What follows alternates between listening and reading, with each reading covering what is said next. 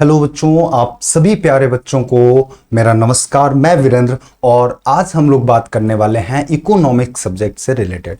ठीक है, तो आपके पेपर में इकोनॉमिक्स से रिलेटेड जो भी जानकारी आपको जरूरत है, ठीक है, जो आपको जानना है वो सारी चीजें हम लोग क्या करेंगे इस वीडियो में बात करने वाले हैं कि इकोनॉमिक्स का सिलेबस क्या रहने वाला है, कौन से ऐसे टॉपिक्स हैं या फिर कौन से ऐसे चैप्टर्स हैं जो आपके हाई स्कोरिंग हैं।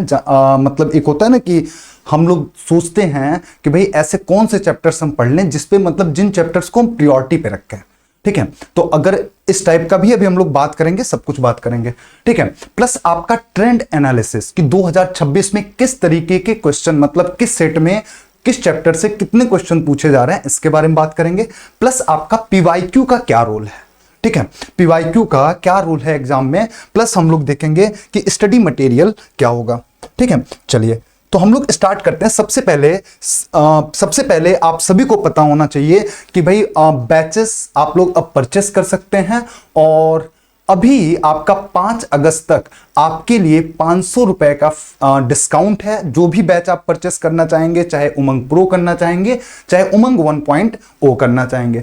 प्रो में आपको क्या होगा कि आगे आने वाले सारे कोर्सेज या फिर जो भी आपका स्टडी मटेरियल होगा, चाहे वो टेस्ट हो चाहे मॉक टेस्ट हो, तो आगे आने वाले जो बैचेस रहेंगे प्लस आपका आगे आने वाले जो भी स्टडी मटेरियल रहेंगे, इस बैच का तो रहेगा ही, प्लस इसके बाद वाले जो बैचेस आने वाले हैं उन सभी का आपका क्या होगा उसमें इंक्लूडेड रहेगा अगर आप प्रो बैच परचेस करते हैं तो, जहां पे ये उमंग प्रो लिखा हुआ है। प्लस अगर आप उमंग 1.0 करते हैं तो इसमें क्या है कि जो अभी आपका बैच ये स्टार्ट हो रहा है, इस बैच में जो भी फैसिलिटीज हैं, आपके live classes, E module notes, plus 4 level MCQ, plus आपके चैप्टर वाइज पीवाईक्यू, प्लस आपका मॉक टेस्ट, ये सारा कुछ आपको क्या मिलेगा उमंग 1.0। और उमंग प्रो क्या अंतर हो जाता है कि उमंग प्रो में आगे आने वाली भी जो चीजें हैं आपके एग्जाम तक, वो सारी चीजें आपको इसी में इंक्लूडेड रहेगा। क्योंकि कई बच्चों का जब दूसरा बैच लॉन्च होता है, कई बच्चों का ये रहता है कि सर हमने बैच खरीदा था तो क्यों ना हमें ये भी फैसिलिटीज मिलनी चाहिए, तो उन चीजों को देखते हुए ये आपका किया गया है। ठीक है, अब इसके बाद हम लोग चलते हैं बेटा सिलेबस पे। तो सिलेबस पे चलने से पहले हमें क्या है इकोनॉमिक्स के बारे में पता होना चाहिए। हमें पता है कि ये जो एग्जाम होगा वो कैसा होगा, सीबीटी मोड होगा। ठीक है, कंप्यूटर बेस्ड टेस्ट होगा। प्लस आपका यहां पे एग्जाम टाइप क्या है, एमसीक्यू है, मल्टीपल चॉइस क्वेश्चंस। ठीक है, टोटल नंबर ऑफ क्वेश्चन कितने होंगे, 250 होंगे। टोटल मार्क्स कितने होंगे, 250 होंगे। ठीक है, ये आपका 200 से पिछले साल से आपका 50 में से 50 क्वेश्चन करने होते हैं, तो यहां पे क्या है आपका टोटल 250 मार्क्स का पेपर होगा। प्लस अगर हम लोग बात करें कि करेक्ट आंसर पे आपको कितने 5 मार्क्स मिलेंगे और वहीं पे नेगेटिव मार्किंग कितना होगा, 1 मार्क होगा। टाइम कितना होगा, 1 घंटे का होगा। ठीक है, 1 घंटे में हमें क्या होगा, अटेम्प्ट करना होगा पूरा। ठीक, आते हैं हम लोग सिलेबस पे। तो हमें देखिए क्या है, 3 बुक्स पढ़ने हैं, क्लास 12 की 2 books, introductory micro economics, plus आपका इंट्रोडक्टरी मैक्रो इकोनॉमिक्स, प्लस आपका इंडियन इकोनॉमिक डेवलपमेंट। तो हम लोग बेटा शुरुआत करेंगे इंट्रोडक्टरी माइक्रो इकोनॉमिक्स से।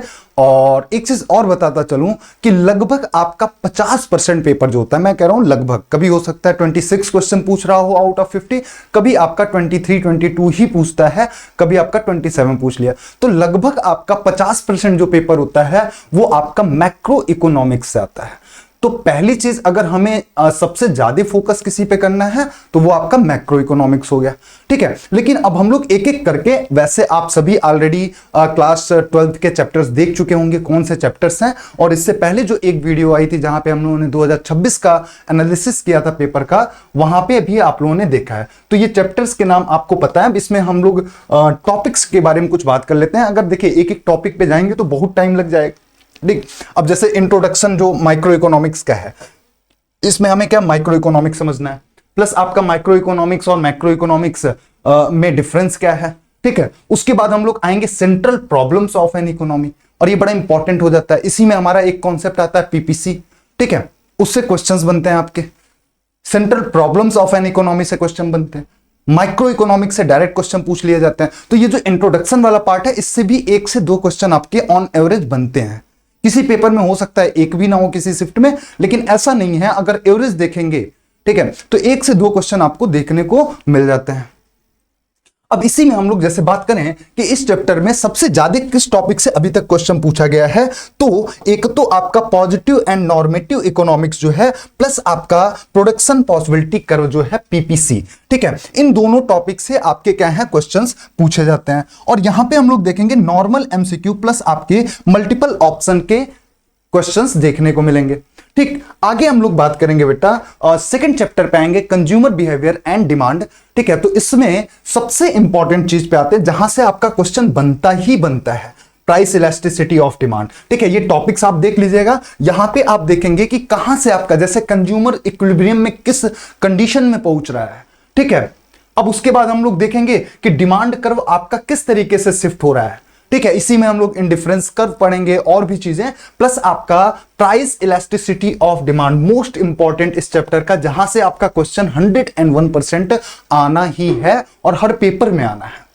ठीक, यहां से आपको न्यूमेरिकल भी मिल जाएंगे, ग्राफ बेस्ड क्वेश्चन भी मिल जाएंगे और मल्टीपल ऑप्शन के भी क्वेश्चंस देखने को मिल जाते हैं। ठीक, चलिए अगला चैप्टर हो जाता है प्रोड्यूसर बिहेवियर एंड सप्लाई, और इसमें हम लोग देखेंगे कि मोस्टली जो टॉपिक्स पूछे जा रहे हैं वो आपका returns to factor and returns to scale. ठीक है, शॉर्ट रन कॉस्ट कर्व्स और एमसीएसी एफसी ये सारे आपके, प्लस आपका रेवेन्यू में हम लोग देखेंगे तो एमसी एंड एमआर, ये सारे चीजें पूछे जाते हैं। यहां भी आपके क्या होंगे, न्यूमेरिकल भी बनेंगे, ग्राफ बेस्ड क्वेश्चन भी होंगे, मल्टीपल ऑप्शन भी होंगे और यहां से केस स्टडी भी आपसे पूछता है।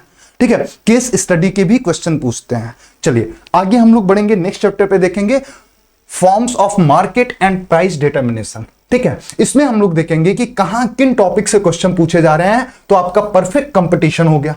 ठीक है, market demand curve under perfect competition, role of government, ये तीनों टॉपिक आपके मोस्टली पूछे जाते हैं। इन तीनों टॉपिक से क्वेश्चंस पूछे जा रहे हैं।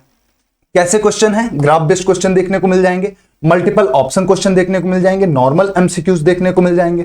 ठीक है, फिर हम लोग आते हैं मेन आपका जो है, हमने जो बोला कि लगभग 50% जो होगा, जैसे अगर आपका 50 क्वेश्चन आना है, ठीक है, तो आपका लगभग 25 क्वेश्चन जो होता है वो आपका किससे होता है बेटा, मैक्रो इकोनॉमिक्स से होता है। वहीं पे अप्रोक्सीमेटली 10 क्वेश्चन आपका माइक्रो इकोनॉमिक्स से होता है और 15 क्वेश्चन के आसपास आपका इंडियन इकोनॉमिक डेवलपमेंट से पूछा जाता है।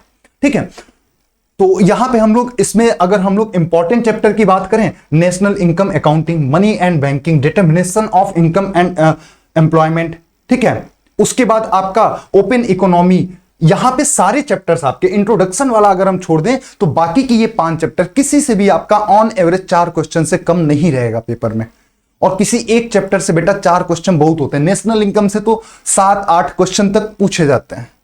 ठीक है, और ये लगता है नेशनल इनकम वाला चैप्टर बिल्कुल लोगों ने क्या बना दिया, हवा बना दिया है कि बहुत टफ है। अगर बेटा हम इसे पढ़ने जाएंगे ना समझ के, ठीक, अगर आपने क्लासेज मिस नहीं किए तो बहुत ही इजी चैप्टर है। हमें क्या करना होता है, जो बेसिक चीजें होती है ना इसमें, उसको समझना होता है पहले, और फिर क्या होता है आगे चीजें लिंकअप होती जाती हैं। और यहां क्या होता है कि अगर आपने पहले की चीजें मिस कर दी या फिर आप दिमाग से उतर गया, आपने क्लास किया, आप जाके रिवाइज नहीं किए चीजें, तो फिर वहां पे क्या होता है, गड़बड़ हो जाता है ना। तो ये आपका इजी चैप्टर है, ज्यादा घबराने वाला चैप्टर है। मनी एंड बैंकिंग आपका यहां से बिल्कुल टॉपिक फिक्स है कि यहीं से क्वेश्चन पूछे जाएंगे। आइए हम लोग एक एक चैप्टर की बात कर ही लेते हैं। तो पहले हम लोग नेशनल इनकम और डिमांड की बात करेंगे। तो यहीं पे हम लोग जीडीपी, जीएनपी, एनडीपी, एनएनपी, ये सब नाम सुन के लगता है कि क्या ही चीज है, कैसे समझ में आएगा, ये तो ना हो पाएगा, लेकिन बेटा बड़ी इजी चीज है। ठीक है, एक अगर आप जान गए उससे बाकी आप क्या है सब कुछ करते जाएंगे। आप देखेंगे जहां पे नेट होगा वहां पे केवल एक चीज हमें करना होगा। ठीक है, जब हम लोग पढ़ेंगे तो वहां पे ज्यादा अच्छे से समझेंगे कि नेट जहां आएगा डेप्रिसिएशन आप क्या कर दो, हटा दो। ठीक है, चलिए तो अब इसी तरीके से हम लोग क्या करेंगे कि इन सारी चीजों को देखने वाले हैं। और इस चैप्टर में अगर हम लोग बात करें कहां से क्वेश्चन पूछता है, तो ये आपका जीडीपी, जीएनपी, एनडीपी, एनएनपी, ये जो हो गया, ये सब सारे तो इंपॉर्टेंट हैं ही, और ये दोनों आपका मार्केट प्राइस, फैक्टर कॉस्ट और बेसिक प्राइस पे सब पे क्वेश्चन बन सकते हैं। ठीक है, वैल्यू एडेड मेथड, मतलब कहने का मतलब है वैल्यू एडेड मेथड। वैसे हम लोग जो नेशनल इनकम कैलकुलेट करने के 3 मेथड होते हैं वो तीनों मेथड इंपॉर्टेंट है, बट आपका मोस्ट इंपॉर्टेंट जो होता है वो आपका वैल्यू एडेड मेथड हो जाता है। ठीक है, इसी में आपका स्टॉक एंड फ्लो एक टर्म होता है। ठीक है, जिसे समझने मतलब कि अब क्वेश्चन क्या पूछ लेगा कि आपको ऑप्शन कुछ दे दिया कि ये 2 चीजें हैं, बताइए इसमें से स्टॉक क्या है, इसमें फ्लो क्या है।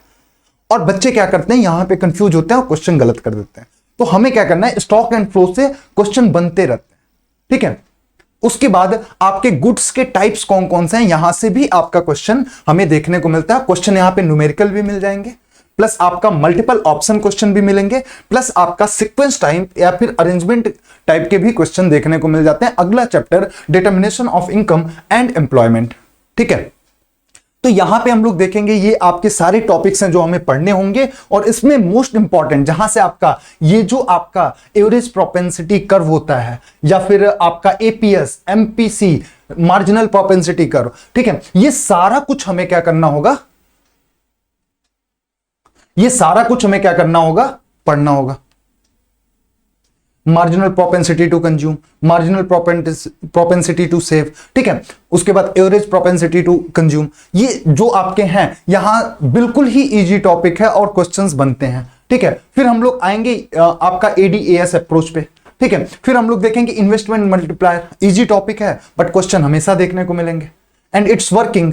ठीक है, measurement to correct excess and deficient demand, इससे भी आपका क्या होता है, क्वेश्चन बनता है। क्वेश्चन किस टाइप के दिखेंगे, जैसे ये आपका 2 चीज हो गया, यहां से आपको न्यूमेरिकल टाइप के मिल जाएंगे, उसके बाद आपको multiple option, arrangement, sequence type और पैसेज टाइप के भी क्वेश्चन देखने को मिला है। ठीक है, चलिए मनी एंड बैंकिंग की बात करेंगे, तो इसमें भी हम लोग देखेंगे कि किन टॉपिक से क्वेश्चन पूछे जा रहे हैं। तो आपका यहां पे मनी इवोल्यूशन से क्वेश्चन पूछा जा रहा है, सेंट्रल बैंक के बारे में, रिजर्व बैंक ऑफ इंडिया के बारे में, इसका मीनिंग और फंक्शन क्या है उससे रिलेटेड क्वेश्चन पूछे जा रहे हैं। प्लस हम लोग देखेंगे कॉमर्शियल बैंक्स के बारे में भी आपसे क्या होता है, क्वेश्चन पूछे जाते हैं, उनके क्या फंक्शन है, वहां से भी क्वेश्चन आपके पूछे जा रहे हैं। ठीक, इसी तरीके से हम लोग आएंगे government budget and the economy. ठीक है, गवर्नमेंट बजट और इकोनॉमी, यहां से ऑन एवरेज 4 से 5 क्वेश्चन आपके पेपर में दिख जाते हैं, जैसे क्लासिफिकेशन ऑफ रिसिप्ट्स, कि आपका रेवेन्यू, कैपिटल, ये सारे जो रिसिप्ट्स हैं इनका जो क्लासिफिकेशन है यहां से आपसे क्वेश्चन पूछ लेगा। ठीक है, गवर्नमेंट बजट का ऑब्जेक्टिव क्या है उससे क्वेश्चन पूछ लेगा। ठीक है, उसके बाद हम लोग देखेंगे रेवेन्यू डेफिसिट, फिस्कल डेफिसिट और प्राइमरी डेफिसिट, इनसे क्वेश्चन पूछ लेगा। यहां भी आपको क्या होगा, मल्टीपल ऑप्शन क्वेश्चन मिलेगा, पैसेज मिलेगा, प्लस आपको मैच द फॉलोइंग भी देखने को मिल जाएगा। ठीक, अगला चैप्टर जो बैलेंस ऑफ पेमेंट है, यहां पे आपको फॉरेन एक्सचेंज रेट, ठीक है, तो आपको जो क्वेश्चंस मिलेंगे एक तो आपका फॉरेन एक्सचेंज रेट से मिल जाएगा, प्लस आपका recent reforms in exchange rate क्या हुए हैं वहां से भी क्वेश्चन मिलता है, और डेप्रिसिएशन से भी क्वेश्चन मिल जाता है। ठीक, तो ये मैक्रो इकोनॉमिक्स तो आपके लिए इंपॉर्टेंट है, और उन चैप्टर्स में, उन मैक्रो इकोनॉमिक्स में जो चैप्टर्स हमें पढ़ने हैं उनमें क्या इंपॉर्टेंट है वो भी हम लोगों ने यहां पे देखा। ठीक है, इसके बाद मैक्रो इकोनॉमिक्स के बाद हम लोग आएंगे इंडियन इकोनॉमिक डेवलपमेंट। ठीक है, यहां भी हमारे पास क्या होता है, 10 चैप्टर्स हैं पूरे, जिसे हमें क्या करना है। अब इसमें क्या है, इंपॉर्टेंट चैप्टर कौन से हो जाते हैं, जैसे ये आपका इंपॉर्टेंट हो गया, ठीक है, ये आपका इंपॉर्टेंट हो गया, ये आपका इंपॉर्टेंट हो गया कि 1991 से उसके बाद से जो रिफॉर्म हुए हैं, इकोनॉमिक रिफॉर्म। फिर आपका यहां से क्वेश्चंस ढेर सारे 4-5 क्वेश्चन बनते मिल जाते हैं। पॉवर्टी, आपका रूरल डेवलपमेंट से एक क्वेश्चन मिल ही जाता है, इंपॉर्टेंट, मोस्ट इंपॉर्टेंट तो नहीं बोलेंगे, बट यहां से आपका क्या है, एक क्वेश्चन तो मिल ही जाता है। ठीक है, ये भी आपका क्या हो जाता है, ये भी आपका इंपॉर्टेंट चैप्टर हो जाता है। और environment and sustainable development, sustainable development से क्वेश्चन ना हो ये तो इम्पॉसिबल चीज है ना। उसके बाद हम देखेंगे कि ये जो आपका है comparative development experience of India and it's neighbours, यहां से भी आपके क्वेश्चंस, ये भी आपका क्या है, इंपॉर्टेंट चैप्टर है। तो इंडियन इकोनॉमिक डेवलपमेंट में भी ये कुछ इंपॉर्टेंट चैप्टर्स हैं। ठीक है, बाकी अभी तक जो बच्चे तैयारी करने जा रहे हैं वो आप सभी क्या है, एक बार जो सिलेबस है वो देख चुके होंगे, और कौन से चैप्टर्स हमें पढ़ने हैं ये सब भी आप लोग देख चुके हैं। तो यहां पे अगर हम लोग बात करें कि अब जो 60% पेपर, ठीक है, 60% जो पेपर होता है ना, 60% के पास पेपर, ये आपका कुछ चैप्टर्स हैं जो 5-6 चैप्टर है, यहां से पूछ लेता है national income accounting, money and banking, determination of income and employment, ठीक है, open economy, macro economics, plus आपका एनवायरमेंट एंड सस्टेनेबल डेवलपमेंट, ये आपका इंडियन इकोनॉमिक डेवलपमेंट का चैप्टर हो गया। प्रोडक्शन एंड कॉस्ट जो माइक्रो इकोनॉमिक्स का चैप्टर है, या फिर आप यहां पे कह लीजिए एक और चैप्टर हम लोग इंक्लूड कर सकते हैं, तो वहां 70% मतलब आपका 65% लगभग पेपर हो जाएगा थ्योरी ऑफ कंज्यूमर बिहेवियर। यहां से भी आपके क्वेश्चन 4-5 बन जाते हैं थ्योरी ऑफ कंज्यूमर बिहेवियर। तो ये जो डेटा हम यहां पे देखेंगे, हम जो बोल रहे हैं कि इससे लगभग 60% आपका पेपर पूछ लेता है। तो अगर हम इसे भी इंक्लूड कर देंगे तो हम इसे क्या कह सकते हैं, 65% लगभग आपका पेपर, 65 से ऊपर ही पेपर कहां से, इतने से ही पूछ ले रहा है, ठीक है। और हमें टोटल अभी हमने कितना देखा, हमने अभी टोटल देखा कि हमें लगभग आपके 21 चैप्टर पढ़ने हैं, उसमें से आप अलग कर दीजिए अब कि 60-70% पेपर इन चैप्टर से हमारा सॉल्व हो जाएगा इकोनॉमिक्स का, ठीक है। अब आते हैं जैसे इसकी बात करें कि भाई 2026 में किस तरीके से आपका माइक्रो इकोनॉमिक्स से जो अलग अलग शिफ्ट में पेपर हुए, वहां से किस चैप्टर से कितने क्वेश्चन पूछे गए और डिफिकल्टी लेवल क्या थी, ठीक है। ये ऑलरेडी हम लोग एक वीडियो में बात कर चुके हैं, तो ये आप लोग अगेन यहां से स्टिल आप लोग देख सकते हो और समझ सकते हो, ठीक है। यहां पे आपका माइक्रो, मैक्रो और इंडियन इकोनॉमिक डेवलपमेंट सब कुछ है। अब हम लोग आते हैं बेटा स्टडी मटेरियल की बात करते हैं, बड़ा इंपॉर्टेंट चीज हो जाता है, इसलिए कि ठीक है हम आपको पढ़ाएंगे, उसके बाद भी क्या होता है कि आपको रहता है कि हम कहीं से, ठीक है, हम साथ में कहीं से कोई बुक क्या करें, प्रीफर करें, कोई बुक पढ़ें। तो सबसे पहली चीज है कि आपको कहीं नहीं केवल एनसीईआरटी पे ध्यान देना है। जब हम माइक्रो इकोनॉमिक्स की बात करेंगे तो इंट्रोडक्टरी माइक्रो इकोनॉमिक्स जो आपका क्लास 12 का है वो बुक हो जाएगी, ठीक है। देखिए क्लास में क्या होगा, आप बुक, एक काम करिएगा, जब भी इकोनॉमिक्स की क्लास होगी आप कोशिश करिएगा ना, एक बार आप बुक पढ़ के आइएगा, ठीक है। एक बार जब आप बुक पढ़ के आएंगे फिर क्लास में आएंगे तो चीजें आपको और अच्छे से समझ में आएंगी, क्योंकि हम लोग वही चीज पढ़ने वाले होंगे, वही टॉपिक्स पढ़ने वाले होंगे। तो अगर आप वो चीज पहले से एक बार, ठीक है, आपको वहां पे अपने से पढ़े होंगे, कुछ नहीं समझ में आया होगा, आप कोशिश करिए आधे घंटे 1 घंटे में ही आप उसे समाप्त कर लीजिए। लेकिन जब आप पढ़ चुके होंगे, ठीक है, तो आपको यह पता होगा कि इस चैप्टर में कौन से टॉपिक्स हैं, हमें क्या क्या चीजें समझनी है, सर क्या पढ़ाने जा रहे हैं हमें, ठीक है। अब क्या होगा, जैसे मैं यहां पे कुछ भी आपको पढ़ाने लगूंगा, आपको अगर आप थोड़ा भी नहीं देखे रहेंगे तो आपको क्या होगा बेटा, आइडिया ही नहीं लगेगा कुछ। तो मैं कहना चाहता हूं कि अगर आपको और बेटर आपकी तैयारी करनी है तो आप एक बार ना आधे घंटे 1 घंटे कोशिश करिएगा, क्लास के पहले एनसीईआरटी देख लेंगे तो वो आपके लिए अच्छा होगा, ठीक है। उसके बाद क्या होगा कि आप पहले एनसीईआरटी देखे रहेंगे और फिर अगर आप मेरी क्लास देख रहे हैं तो आप क्लास के साथ, क्लास एंड जब होगा तो वहां पे आप बैठ के 10 मिनट 15 मिनट उस क्लास का शॉर्ट नोट्स बना सकते हैं, और वो शॉर्ट नोट्स आपको एग्जाम के डेट तक काम आने वाली है, ठीक है। कि जब तक आप एग्जाम नहीं दे दोगे तब तक आपको रिवीजन की जरूरत पड़ेगी। और आपने क्या किया है, एक शॉर्ट नोट्स बनाया, वो लेंदी भी हो सकता है, शॉर्ट भी हो सकता है, डिपेंड करता है कि आपको दोबारा जब आप पढ़ेंगे तो आपको किन चीजों की जरूरत है समझने के लिए, वो चीजें आपने क्या किया, नोट कर लिया, उससे आपको क्या होगा, आगे चीजें समझ में आ जाएंगी, ठीक है। तो यहां पे हमें क्या है, बुक अगर हम बात करेंगे तो आपका एक 12 की इंट्रोडक्टरी माइक्रो इकोनॉमिक्स हो गई, इंट्रोडक्टरी माइक्रो इकोनॉमिक्स हो गई, और यहीं पे हम लोग बात करेंगे इंडियन इकोनॉमिक डेवलपमेंट की। ये 3 बुक्स आप प्रीफर कर सकते हैं पढ़ाई के लिए। अब आप बोलोगे, हो सकता है कुछ बच्चे कमेंट करें कि सर फिर ये बताइए कि और कौन सी, इससे हटके कौन सी बुक पढ़ सकते हैं। इससे हटके जो आपको मालवी एकेडमी से बुकलेट प्रोवाइड होगा बेटा, वहां से और भी जो भी चीजें आपको रिक्वायर्ड है उन बुकलेट्स में हम लोग ऐड कर देंगे ऑलरेडी, ठीक है। तो ऐसे आपको क्या होगा कि भाई फिर से आप दूसरी बुक में जा रहे हैं, वहां पे पूरा चैप्टर फिर से पढ़ रहे हैं, ठीक है। अब उसमें से क्या होगा, जो आपको नीड होगा, जो आपको आपके एग्जाम के लिए नीड होगा, वो हम लोग ऑलरेडी बुकलेट में आपको क्या करेंगे, प्रोवाइड करेंगे। तो आपके अच्छे के लिए अगर हम कहेंगे कि इससे ज्यादा हटके कुछ पढ़ना होगा तो जो आपको बुकलेट प्रोवाइड किया जाएगा वो आप क्या कर सकते हैं, उसे देख सकते हैं, ठीक है। आई बात है समझ में। चलिए इसके बाद हम लोग बात करेंगे, स्टडी मटेरियल की बात होगी, फिर हम लोग आगे बढ़ेंगे। भाई पीवाईक्यू का रोल बड़ा इंपॉर्टेंट हो जाता है और कई बच्चे सोचते हैं पीवाईक्यू का, प्रीवियस ईयर क्वेश्चन का क्या ही रोल है।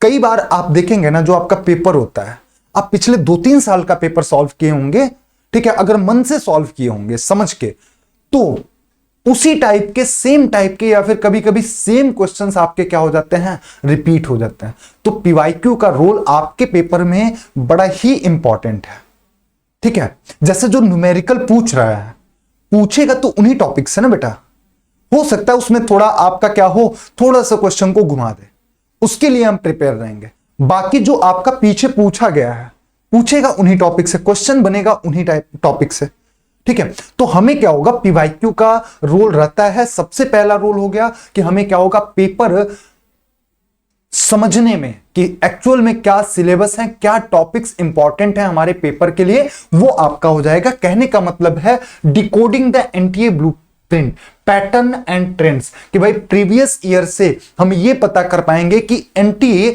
किस टाइप के क्वेश्चंस रख रहा है, ठीक है। फिर हम लोग आएंगे mastering the art of time management, ठीक है, कि आपके पास ऐसे आपको पता है 1 घंटे का, ठीक है, 1 घंटे का क्या है, पेपर होना है, उसमें आपको 50 क्वेश्चंस अटेम्प्ट करने हैं। अब उन 50 क्वेश्चंस को, ठीक है, अब उन 50 क्वेश्चंस को हम अटेम्प्ट करने के लिए हमें क्या है, टाइम मैनेजमेंट भी सीखना होगा। और यहां पे क्या होता है बेटा, न्यूमेरिकल्स भी होता है, पैसेज भी होते हैं, ठीक है। तो आपको क्या है, इकोनॉमिक्स के लिए टाइम मैनेज करना सीखना होगा। और ये चीज आपका पीवाईक्यू से तो होगा ही, अगर आप प्रीवियस ईयर पेपर लेके बैठे, वहां से आप 1 घंटे का टाइम लेके पेपर अभी मत बैठ जाइएगा सॉल्व करने, ठीक है। मैं ये फायदे बता रहा हूं कि इन फ्यूचर भी जब आपके टॉपिक्स कवर रहे, आपको नॉलेज रहे, अभी अगर आपने नहीं पढ़ा है और अभी बैठेंगे तो वो तो पेपर 5 मिनट में हो जाएगा ना, क्योंकि आप सिंपल सा कुछ भी आंसर करते हुए निकल जाएंगे, तो वहां पे टाइम की कमी नहीं होगी। लेकिन जब आप पढ़े हुए होंगे और तब पेपर देने बैठेंगे, तो वहां पे आपको क्या होगा, टाइम मैनेज करना ये पीवाईक्यू सिखाएगा एक्चुअली में जो है। क्योंकि जो हम मॉक टेस्ट प्रोवाइड करेंगे, हो सकता है उससे इजी भी हो सकता है सेम उसी लेवल का हो सकता है उससे भी टफ हो। तो वहां से हम परफेक्टली तो नहीं कह सकते हैं कि आप टाइम मैनेज, लेकिन प्रीवियस ईयर जब सॉल्व करेंगे उसी टाइम में, तो आपको पता है कि ये पेपर पूछा गया है, ये हमें 1 घंटे के अंदर सॉल्व करना है, हम कितने टाइम में इसे सॉल्व कर लेते हैं और कितने मार्क पा रहे हैं, ठीक है। चलिए, ठीक, और इससे हमें क्या होता है, एक्टिव लर्निंग प्लस आपका कॉन्सेप्ट रीइंफोर्समेंट होता है, प्लस हम लोग साइकोलॉजिकल कॉन्फिडेंस मिलता है कि जब अगर आप पीवाईक्यू सॉल्व कर रहे हो, ठीक है, आपने सिलेबस समाप्त कर लिया, पीवाईक्यू आप कर रहे हो और आप अच्छे मार्क स्कोर कर रहे हो, ठीक है, तो वहां पे हमें क्या होता है, साइकोलॉजिकल एडवांटेज मिलता है। आइए अब हम लोग बात करते हैं लास्ट में हाउ टू प्रिपेयर, ठीक है। हाउ टू प्रिपेयर, जब हम लोग इकोनॉमिक्स जैसे हम लोग हम आपको पढ़ाने वाले हैं, तो हम आपके लिए यही सजेस्ट करेंगे कि भाई इकोनॉमिक्स में ना ये जो वर्ड लिखा हुआ है बेसिक्स, बहुत ही इंपॉर्टेंट है, ठीक है। कि सबसे पहले हमें क्या करना है, हम ऐसा नहीं है कि डायरेक्ट क्वेश्चन करने बैठ जाएं, हमें सबसे पहले ना ये सही करना होगा, गेट द बेसिक्स राइट, कि जो आपका बेसिक्स है, जो मतलब चैप्टर में जो टॉपिक्स हैं, जो भी एक एक वर्ड आपको क्या होना चाहिए, समझ में आना चाहिए, आपको पता होना चाहिए, ठीक है। अब ये चलिए ठीक है, आपने समझ लिया, आज आपने समझा और 10 दिन बाद आप क्या होगा, भूल भी जाएंगे। तो उसके लिए हमें क्या करना होगा कि ये जो आपने बेसिक्स समझा है, इसके लिए हम क्या करेंगे, एक इफेक्टिव नोट्स बनाएंगे। इफेक्टिव नोट्स मतलब कि भाई आगे अगर हमें 5 दिन बाद जब हम चीजें भूल रहे हों या फिर उस टॉपिक से रिलेटेड टेस्ट दे रहे हों, तो हम उन चीजों को कहीं पे लिखे हों जो कि हमें पूरा फिर से अगेन उस पूरे चैप्टर को पढ़ने के लिए 4-5 घंटा या 2 घंटे या 4 घंटे ना देना पड़े। हम क्या हो 15 मिनट में उस पूरे चैप्टर को हम रिवाइज कर पाए अपने नोट्स से, ठीक है। आप क्या होगा कि 10 लाइन की चीज 2 लाइन में लिखे होंगे और जैसे आप उसको पढ़ेंगे आपके माइंड में सब कुछ आ जाएगा, ठीक है। तो वो जो आप यहां पे क्या होगा कि आपका एक तो अगर आप नोट्स बनाए रहेंगे अपने हिसाब से समझने के लिए, तो आपका टाइम बचेगा, ठीक है। किस चीज के लिए बेटा, किस चीज के लिए टाइम बचेगा, रिवाइज करने के लिए। और आप दुनिया की किसी भी चीज की तैयारी कर रहे हो, रिवीजन आपका मस्ट है, रिवीजन तो करना ही पड़ेगा।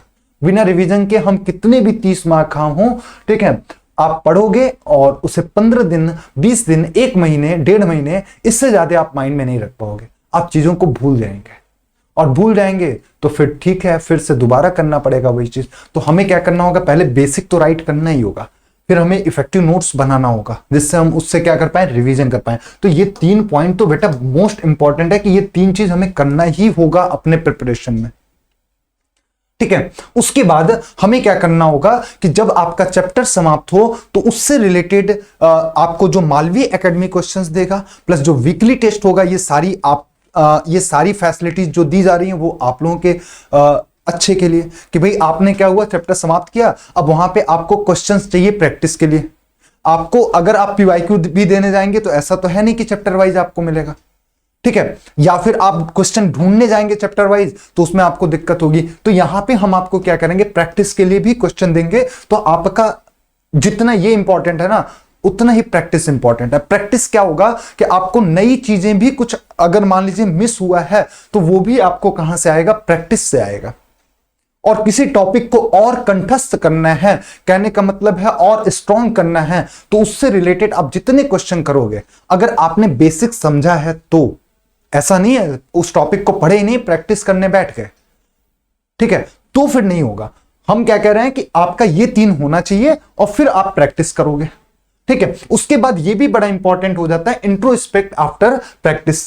और लास्ट हमने लिखा है कंटिन्यू साइकिल फ्रॉम पॉइंट 3, कि यहां से revision, practice, introspect after practice, ये इंपॉर्टेंट है।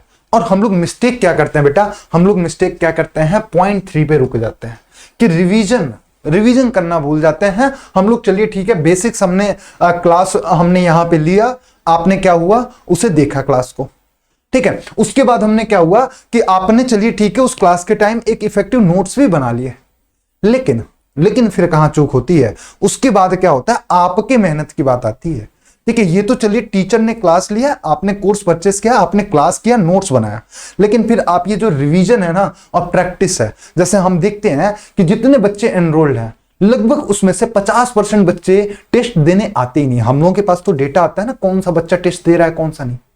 तो अगर वो 50% बच्चे टेस्ट नहीं दे रहे हैं, दैट मीन्स वो प्रैक्टिस नहीं कर रहे हैं, ठीक है, वो रिवीजन नहीं कर रहे हैं। अगर रिवीजन किए होंगे तो ऑब्वियस सी बात है कि वो टेस्ट देने आएंगे, ठीक है। तो मोस्टली बच्चे कहां पे रुक जाते हैं, यहां पे रुक जाते हैं। और इन्हीं रीजन से, इन्हीं छोटी छोटी कमियों से ये आपका क्या होता है, एक एक चैप्टर करके ये आप पे बर्डन बनता जाता है। और इकोनॉमिक्स तो ऐसा है कि आप जैसे मिस करोगे ना, ये आपको अच्छा खासा बर्डन बनता जाएगा, बैकलॉग बनता जाएगा। और इतना समझिएगा बेटा, आपको समझना पड़ेगा, शुरू से सब कुछ क्लास में रहना पड़ेगा और प्रॉपर अंडरस्टैंडिंग बनानी होगी, ठीक है। तो हम लोगों ने ये बात की कि हाउ टू प्रिपेयर, तो ये था आपका इकोनॉमिक्स के बारे में। और जैसे हमारी क्लासेस 6 अगस्त से स्टार्ट हो रही हैं तो आप लोग जुड़िए, और वहां हम लोग क्या करेंगे, स्टार्ट करेंगे। पहली 2 क्लास आपकी क्या है, फ्री है। अगर आपको और भी कोई डाउट है इकोनॉमिक्स सब्जेक्ट में तो वो आप क्या कर सकते हैं बेटा, वो आप कमेंट सेक्शन में बता सकते हैं, जिससे हम लोग क्या करेंगे, उस डाउट को आपके आंसर किया जाएगा कमेंट सेक्शन में ही या फिर जैसे भी। और दूसरी चीज एक और बता दें कि आपका एक टेलीग्राम ग्रुप बना है, तो उसमें भी जरूर जुड़िएगा। उस टेलीग्राम ग्रुप से जरूरी नहीं है जो बच्चे कोर्स परचेस किए होंगे वही जुड़ सकते हैं, जो बच्चे परचेस नहीं भी किए होंगे, जो यूट्यूब पे देख रहे होंगे, वो भी जुड़ सकते हैं उस ग्रुप में। और वहां पे आपका क्या होगा, वो ओपन चैनल होगा कम्युनिकेशन का, वहां पे आपके टीचर्स भी होंगे, वहां पे मालवीय एकेडमी का मैनेजमेंट भी होगा, प्लस आपका वहां पे आप सभी भी होंगे। और आप भी वहां पे मैसेज कर सकते हैं। कहने का मतलब है एक कम्युनिकेशन का ओपन चैनल होगा। और ये पहली बार किया जा रहा है आप लोगों के लिए, कि आप लोग जो चीजें ऐसे नहीं बोल पाते हैं, कि अगर किसी टीचर की कोई चीज है जो समझ में नहीं आ रही है, या फिर टेस्ट अपलोड नहीं हुआ है, या फिर कोई कुछ भी आपको परेशानी हो रही है, तो आप वहां बोल सकते हैं। और फिर वो क्या होगा कि पूरा मैनेजमेंट, सारे टीचर्स, सारे बच्चे, सबको ही देख रहा होगा, ठीक है। तो वो आपके लिए बड़ा हेल्पफुल होने वाला है कि टेलीग्राम पे चैनल बनाया जा रहा है, तो वो भी आप लोग ज्वाइन कर लीजिएगा। इस वीडियो के बाद ये वीडियो आपका अपलोड होगा तो वहां पे आपको क्या होगा कि कमेंट में आपको सारे लिंक्स प्रोवाइड कर दिए जाएंगे, जहां पे भी आपको जुड़ना होगा। जो पेड बच्चे होंगे उनको तो डायरेक्टली दे दिया जाता है, बाकी जो अनपेड बच्चे होंगे उनके लिए भी ये लिंक्स सब प्रोवाइड किए जाएंगे। तो चलिए धन्यवाद, बाकी फिर हम लोग मिलते हैं अगली वीडियो के साथ।